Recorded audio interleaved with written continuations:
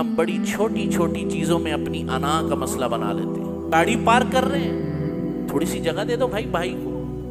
نبی کریم صلی اللہ علیہ وسلم نے ایک موقع پر ارشاد فرمایا کہ جو کوئی قرض دار کو معاف کر دے خالص اللہ کی رضا کے لیے, اس نے قرض دینا ہو اور وہ لاچار ہو گیا ہو اور حقیقت میں قرض نہ دے سکتا ہو, اور قرض لینے والا جو ہے وہ قرض خواہ جو ہے وہ معاف کر دے اللہ کی رضا کے لیے, حضور علیہ الصلوۃ والسلام نے فرمایا قیامت کے دن اس کی شفاعت میرے ذمے میں ہے. مفتی صاحب کے بیانات سننے کے لیے مفتی صاحب کے آفیشیل چینل مفتی مجود امین کو سبسکرائب کیجیے. محترم سامعین کرام, حق تعالی شانہ نے اس دنیا میں زندگی گزارنے کے لیے مسلمانوں کو جو اخلاقیات عطا فرمائی ہیں, نبی کریم صلی اللہ علیہ وسلم کے توسط سے اور وسیلے سے اس امت کو جو اخلاقی اقدار, جو ایتھیکل ویلیوز اللہ رب العزت نے اس امت کو عطا فرمائی ہیں, وہ نہ اس سے پہلے کبھی تھی نہ اس کے بعد کبھی ہو سکتی. بنیادی وجہ یہ ہے ہمارے انحطاط کی اور کمزوری کی. جہاں 2 آدمی بیٹھتے ہیں, 4 آدمی بیٹھتے ہیں اور کوئی مجمع لگتا ہے تو ہر کوئی انٹلیکچوئل بن جاتا ہے, ہر کوئی بڑا مفکر بنتا ہے, اور بڑا کوئی جناب ہر بندہ اپنی ذات میں یہ سمجھتا ہے کہ جو بات میں کر رہا ہوں یا جو میری سمجھ ہے اس کے مطابق پوری کائنات کو چلنا چاہیے. لیکن حقیقت بات یہ ہے کہ ہم دنیا کے اور عالمی منظرنامہ تو سمجھنا دور کی بات ہے, دین نے, اسلام نے, شریعت نے, پیغمبر صلی اللہ علیہ وسلم نے ہمیں زندگی گزارنے کے جو بنیادی اخلاقی اقدار عطا فرمائے ہیں, ہم اس سے بھی لا علم ہیں, لا علم نہیں بلکہ الٹی سمت میں جا رہے ہیں. تو ہمارا جو اخلاقی اقدار, ایتھیکل ویلیوز کا جو بنیادی پرنسپل ہے, جو بنیادی جڑ ہے, وہ کیا ہے؟ وہ ہے ایثار اور قربانی, جس کو قرآن مجید نے بیان کیا, جس کو صحابہ نے اپنی زندگی میں عمل کر کے دکھایا, جس کو صحابہ نے اس لیول پر ادا کر کے دکھایا. وہ لیول اپنایا صحابہ نے کہ انسانی تاریخ میں اس کی کوئی مثال پہلے موجود نہیں تھی. نبی کریم صلی اللہ علیہ وسلم کی ذات اقدس کے طفیل ہمیں یہ سب کچھ ملا, اور آج ہم اس سے تہی دامن ہیں, چھوڑ دیا ہے اس کو. نہ صرف یہ کہ چھوڑ دیا ہے بلکہ الٹے سمت میں چل رہے ہیں. تو میں نے عرض کیا آپ صلی اللہ علیہ وسلم کی اخلاقی اقدار جو اس امت کو عطا فرمائیں, اس میں ایک سب سے بنیادی چیز جو تھی وہ تھی ایثار اور قربانی. ایثار کسے کہتے ہیں؟ اپنی ذات پر دوسرے کو ترجیح دینا, حق ہونے کے باوجود دوسرے کی بات کو مان لینا, اسے ایثار کہتے ہیں. حضور نے اس کو نہ صرف یہ کہ سکھلایا صحابہ نے, جیسے میں آگے انشاءاللہ عرض کروں گا, صحابہ نے اس کو اس لیول پر لے کر گئے کہ انسانی تاریخ میں اس کی مثال نہ پہلے کبھی تھی نہ شاید آئندہ کبھی ملے. حضرت انس رضی اللہ تعالیٰ عنہ فرماتے ہیں کہ ایک مہاجر صحابی آپ صلی اللہ علیہ وسلم کے پاس آئے. مہاجر صحابی کون؟ جنہوں نے مکے سے ہجرت کر کے مدینہ منورہ آئے. درمیان میں ایک تو نقطہ اور بھی, چونکہ بات یہ ہو رہی ہے تو ذرا سمجھ لیں مہاجر کہتے کسے ہیں. 4 نسلوں کے بعد بھی آج لوگ ہمیں یہاں پہ کہتے ہیں ہم مہاجر ہیں. انا للہ و انا الیہ راجعون. جہالت کی انتہا ہے. مہاجر اس کو کہتے ہیں جس نے ہجرت کر کے کہاں آ گیا؟ ایک جگہ سے دوسری جگہ چلا گیا, اس کو مہاجر کہتے ہیں. اس کے بعد کی آنے والی نسل, اس کے بیٹے اور اس کے پڑ پوتے اور جناب لکڑ پوتے اور سکڑ پوتے بھی مہاجر اپنے آپ کو کہلا رہے ہیں. مہاجر کوئی قومیت تھوڑی ہے, یہ تو ہجرت کرنے والا. چنانچہ صحابہ نے جن مہاجرین نے ہجرت کی, ان کے بیٹوں نے بھی کبھی اپنے آپ کو مہاجر کہلایا جو مدینے میں پیدا ہوئے, بس ختم. اب وہ مدنی ہیں, مدینہ منورہ کے رہنے والے. اگر زبان عربی بولتے تھے تو عربی زبان ہے, اگر اردو بولتے تو اردو ہوتی, سندھی بولتے تو سندھی ہوتی, بلوچی بولتے تو بلوچی ہوتی, بس ختم ہو گئی بات. خیر, تو جب مکہ مکرمہ سے مہاجرین صحابہ مدینہ منورہ آئے تو انصار نے جو ویلکم کیا ان کو, انصار نے جس طریقے سے مہاجرین صحابہ کو رکھا اپنے پاس, وہ ایک لازوال داستان. آسمان نے کبھی ایسا منظر نہیں دیکھا ہوگا, انسانوں کی آپس کی محبت کا آسمان نے کبھی ایسا منظر نہیں دیکھا. مہاجرین آ گئے, انصار نے کہا ہمارے بھائی ہیں, ہم نے اپنے گھر کھول دیے, سب نے اپنے گھر کھول دیے, اور اچھی بڑی تعداد میں پھر ایک وقت آنا شروع ہو. حضور علیہ الصلوۃ والسلام نے یہ دیکھتے ہوئے مواخات قائم فرما دی. مواخات یعنی بھائی چارہ, کہ بھائی فلاں فلاں کا بھائی ہے. ایک انصار ایک دوسرے مہاجر بھائی کا کیا ہو گیا؟ بھائی بن گیا. اب یہ ہے کہ وہ اس کے گھر میں بھی رہ رہا ہے. دونوں بھائی اگرچہ ایک ماں سے پیدا تو نہیں ہوئے, لیکن حقیقت میں دکھنے میں وہ بھائی کیا سگے بھائیوں سے بڑھ کر ہو گئے ایک دوسرے کے لیے. سلسلہ چلتا رہا. انصار نے کہا یا رسول اللہ, ہم نے اپنے گھر دے دیے, اپنے کاروبار بھی ہم آدھے دینے کے لیے ان کو تیار ہیں, اپنی زمینیں بھی آدھی دینے کے لیے ان کو تیار ہیں. یہاں تک کہا کہ اگر کسی کی 2 بیویاں ہیں, یا رسول اللہ ہم اگر کوئی صحابی ایسا ہے, مہاجر بھائی ہمارا ایسا ہے جو اپنی بیوی بچوں کو یہاں نہیں لا سکا مکے سے, اب نیا شہر ہے, رشتہ دیتے ہوئے لوگ سوچتے ہیں نا بھائی نئے لوگ ہیں, تھوڑا سا رکتے ہیں, ہم تیار ہیں کہ اگر کسی کے پاس 2 بیویاں ہیں تو ایک بیوی کی طلاق دے کر اس کی عدت گزروا کر دوسرا بھائی نکاح کر لے, ہمیں کوئی اعتراض نہیں. اگرچہ ایسا ہوا نہیں بالکل. صحابہ بھی غیرت والے لوگ تھے, غیرت ختم تھی ان کے اوپر.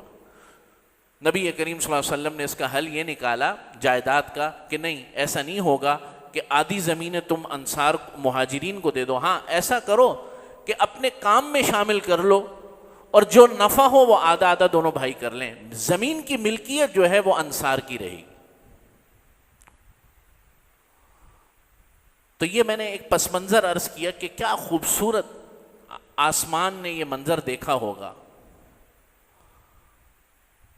تو حضرت انس رضی اللہ تعالیٰ عنہ فرماتے ہیں, اب اصل بات کہ ایک شخص آیا آپ صلی اللہ علیہ وسلم کے پاس اور اس نے کہا ذہبت الانصار بالاجر کلی, یا رسول اللہ انصار تو سارے کا سارا اجر لے گئے,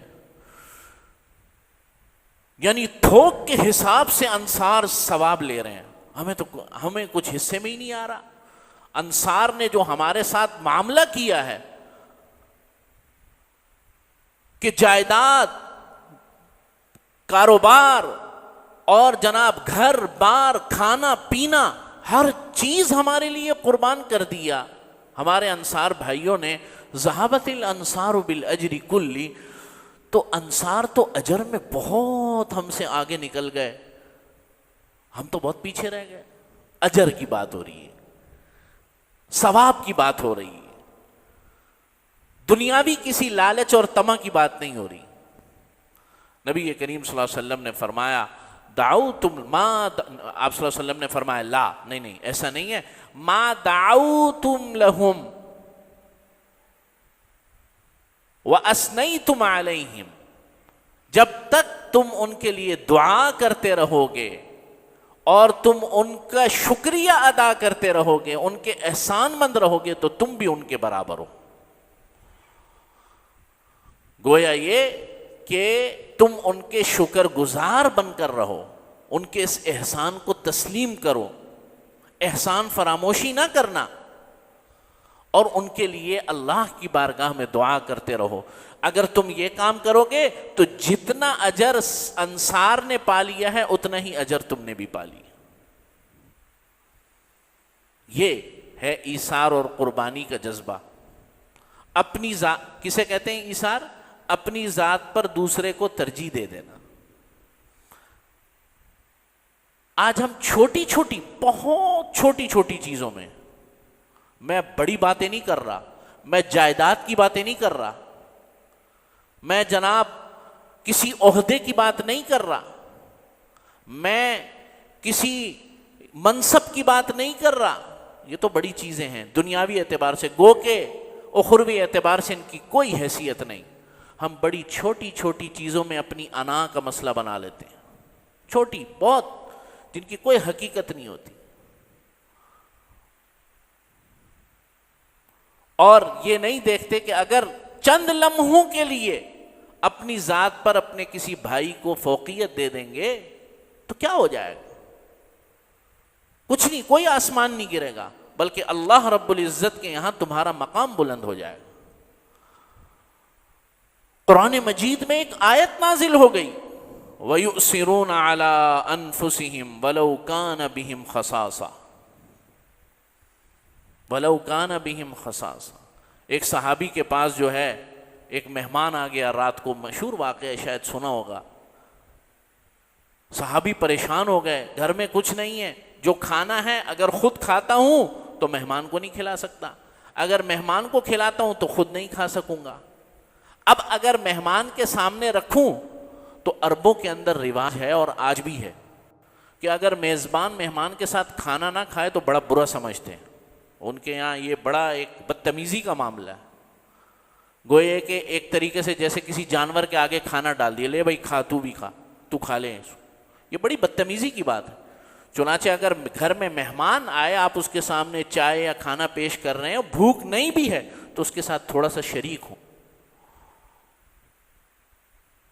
تو عربوں کے یہاں بڑا یہ برا سمجھا جاتا ہے، اور آج بھی۔ تو انہوں نے کہا اگر میں اس کے سامنے کھانا رکھ دوں گا، خود نہیں کھاؤں گا، تو یہ تو کبھی بھی نہیں کھائے گا۔ عرب تو اس کو بڑی تذلیل اور بہت ہی بے عزتی سمجھتے ہیں، اور ہے بھی آداب کے خلاف۔ اب کیا کروں؟ تو بجلی کا تو زمانہ تھا نہیں، چراغ ہوتا تھا، اس نے چراغ گل کر دیا، بجھا دیا، اور خود جو ہے وہ ایسے چبانے لگا کہ گوئے ایک اس کو پتہ چلے میں بھی کھا رہا ہوں، اور اس کو کھانا کھلایا۔ فجر سے پہلے اللہ کے نبی پر وحی نازل ہو گئی، سارا واقعہ جبریل امین نے آپ صلی اللہ علیہ وسلم کو بتا دیا۔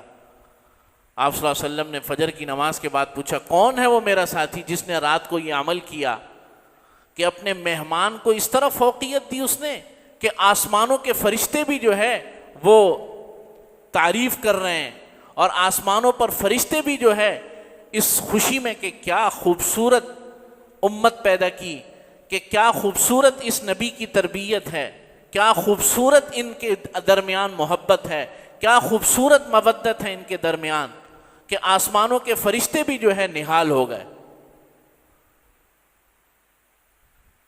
اور یہ آیت نازل ہوئی وَيُؤْثِرُونَ عَلَىٰ أَنفُسِهِمْ وَلَوْ كَانَ بِهِمْ خَصَاصَةٌ۔ صحابہ کی ایک صفت بیان کر دی کہ یہ وہ بندے ہیں، نبی کے وہ ساتھی ہیں، نبی کے وہ چاہنے والے ہیں کہ وہ اپنی ذات پر دوسروں کو فوقیت دے دیتے ہیں۔ آج ہر کوئی اپنے حق کی بات کر رہا ہے، سرکاری ملازم اپنے حق کی بات کر رہا ہے، پرائیویٹ اپنے حق کی بات کر رہا ہے، وکیل اپنے حق کی بات کر رہے ہیں، ڈاکٹر اپنے حق کی بات کر رہے ہیں، انجمنیں بنی ہوئی ہیں۔ صحابہ نے بھی بنائی تھی انجمن تحفظ حقوق مہاجران یا انجمن تحفظ حقوق انصار. آج ہر کوئی حق لینے کی تو بات کر رہا ہے, دینے کی کوئی بات نہیں. کوئی انجمن, کوئی تنظیم, کوئی سیاسی تنظیم, کوئی مکتب, کوئی نعرہ, کوئی بینر آپ نے یہ بھی دیکھا کبھی زندگی کے اندر کہ بھائی آج سے ہم حق دیں گے, دوسروں کو حقوق دیں گے. جب لوگ دینا شروع کر دیں گے تو ملنا بھی شروع ہو جائے گا. چونکہ دیتے نہیں ہیں تو ملتا بھی نہیں ہے. چونکہ بیٹیوں کا حق مارتے ہیں جائیدادوں کے اندر, چونکہ بھائیوں کا حق مارتے ہیں جائیدادوں کے اندر, چونکہ پارٹنر کا حق مارتے ہیں نفع کے اندر, تو کوئی سب لینے والے ہیں, دینے والا کوئی بھی نہیں. کاروبار, کورٹ کچہریوں کے اندر لائنیں لگی ہوئی ہیں, حق چاہیے, حق چاہیے. اگر حق دینے والے بن جائیں جو اس امت کے اولین طبقے کا خاصہ تھا, دینے والے بن جائیں تو ہر کسی کو خود بخود گھر بیٹھے مل جائے گا, کسی کو کورٹ کچہریوں کے چکر لگانے کی ضرورت نہیں. یہ ہے وہ مزاج, یہ مزاج پیدا کرنا پڑتا ہے. اور یہ مزاج کیسے پیدا ہوگا؟ پیغمبر کی زندگی کو پڑھنے سے, پیغمبر کی زندگی کو سیکھنے سے. آج ہمارے آئیڈیلزم کے جو تصورات ہیں ذہنوں کے اندر وہ بڑے عجیب ہیں. وہ کیا ہیں؟ کسی کو آئیڈیل بنانے کا وہ جو تصور ہے ہمارے ذہن میں وہ عجیب ہے, اور وہ انتہائی خطرناک حد تک گرا ہوا بھی ہے. فلاں بندے کے پاس وہ گاڑی ہے تو وہ آئیڈیل ہے اس کا, فلاں بندہ چلتا ہے اس طرح خوبصورت انداز سے, اس کی چال اتنی پیاری ہے تو وہ آئیڈیل ہے. سمجھ رہے میری بات؟ فلاں بندے کی جو ہے نا وہ بات کرنے کا انداز ایسا ہے تو وہ آئیڈیل ہے. یہ آئیڈیل کے ہمارے یہاں کیا ہیں؟ تصورات. چونکہ خود ذہنی سطح بہت نیچے لیول کی ہو گئی ہے تو تصورات, پسند اور ناپسند کے معیارات بھی بہت کیا ہو گئے؟ گھٹ گئے. اللہ نے ایسا عظیم الشان نبی عطا فرمایا صلی اللہ علیہ وسلم کہ جس کی ایک ایک بات, کہ جس کا ایک ایک عمل راہ ہدایت ہے, ایک ایک عمل نور ہے, ایک ایک عمل کے اندر آپ علیہ الصلاۃ والسلام کے ایک ایک عمل کے اندر چاشنی ہے, محبت ہے, پیغام ہے, امن ہے. وہ نہیں ہے ہماری زندگیوں میں. تو میں عرض کر رہا تھا کہ ایثار کا جذبہ بڑی چیزوں میں بعد میں پیدا ہو جائے گا, چھوٹی چیزوں میں تو پیدا کریں. ابھی یہاں ہم بیٹھے میں ایک مثال دے رہا ہوں. آپ کو پتہ ہے جمعے کا دن ہے, رش ہوتا ہے, تھوڑا سا سکڑ کر بیٹھ جائے, آپ کا بھائی بھی ساتھ بیٹھ جائے گا, پہلی صف میں وہ بھی آ جائے گا. آس پاس غور کر لیں, اگر لوگ کھڑے ہوئے ہیں مثال کے طور پہ تو تھوڑا سا کھچک جائیں. تفسحوا فی المجالس, کہ مجلسوں کے اندر تھوڑی وسعت پیدا کر لو. یہ چھوٹا سا ایثار ہے, یہ میں نے ایک چھوٹی سی مثال دی آپ. اسی طریقے سے گاڑی پارک کر رہے ہیں, تھوڑی سی جگہ دے دو بھائی کو, تھوڑا سا خیال کر لو کسی کا, تھوڑی سی قربانی دے دو, اپنا حق تھوڑا سا پیچھے کر لو. چونکہ یہ زندگی کے اندر مزاج نہیں ہے تو خانگی زندگی بھی تباہ, معاشرتی زندگی بھی تباہ, معاشی زندگی بھی تباہ, اور بڑے لیول پر جائیں تو ملکی زندگی کی تباہ, اور پوری امت کی دیگرگو حالت ہے. حضرت مفتی شفیع صاحب رحمۃ اللہ علیہ کا انتقال ہوا 11 شوال کو. کون سی تاریخ کو؟ 11 شوال. عجیب لوگ تھے, پتہ نہیں اب تو کہانیاں لگتی ہیں. تو حضرت رمضان, شوال سے پہلے کا مہینہ رمضان, فرمایا, حضرت معتقی صاحب نے ایک جگہ لکھا ہے, فرمایا کہ ابا جان کی خواہش تو یہ تھی, اور ہر کسی کی ہوتی ہے کہ رمضان میں انتقال ہو جائے, جنت کے دروازے کھلے ہوتے ہیں. لیکن یہ بات فرماتے تھے کہ اگر رمضان المبارک میں اس دنیا سے چلا گیا تو روزے میں لوگوں کو تکلیف ہوگی. تدفین اور تجہیز کے اندر روزہ ہوگا، گرمی کا موسم ہے، لوگوں کو تکلیف ہوگی. تو باوجود چاہت کے میں چاہتا ہوں کہ رمضان میں ارتحال نہ ہو. بیمار بہت شدید تھے، شدید تکلیف کے عالم میں تھے، چنانچہ ٹھیک رمضان المبارک کے 11ویں دن جو ہے انتقال فرمایا. سوچ کا لیول دیکھیں آپ، سوچ کہ رمضان میں بیمار ہے، جان مرض الوفات ہے، کہ یار اگر میرا انتقال ہو گیا سب روزے میں ہوں گے، تکلیف ہوگی، پیاس ہے، بھوک ہے، میری تجہیز و تکفین کے انتظام میں لگ جائیں گے تو روزے میں اس تکلیف سے لوگ بچ جائیں. اللہ اکبر کبیرہ. یہ سوچ کہ بھائی ہماری ذات سے کسی کو، امام غزالی رحمۃ اللہ علیہ نے ایک بڑا خوبصورت احیاء العلوم، امام غزالی کی بڑی معتبر کتاب ہے. امام غزالی رحمۃ اللہ علیہ نے لکھا ہے کہ جانور 3 قسم کے ہوتے ہیں. ایک وہ جانور ہوتے ہیں جو فائدہ دیتے ہیں، جیسے بھیڑ، بکری، بیل، دمبا،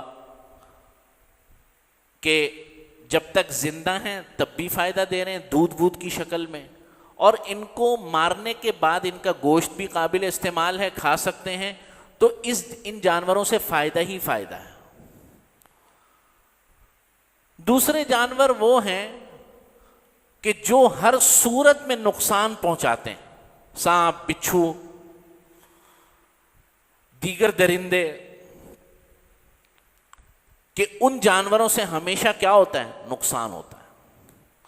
اور ایک قسم کے وہ جانور ہیں جن سے نہ کوئی فائدہ ہے نہ کوئی نقصان ہے، جیسے پرندے وغیرہ، کوا، چیل وغیرہ. نہ ہمارے کسی، یعنی اور اللہ کے نظام میں تو بڑے فوائد ہیں لیکن براہ راست ہمیں ان سے کوئی فائدہ یا نقصان نہیں ہے. تو امام غزالی رحمۃ اللہ علیہ فرماتے ہیں کہ اللہ کے بندو، اگر پہلے والے نہیں بن سکتے تو کم سے کم آخر والے ہی بن جاؤ.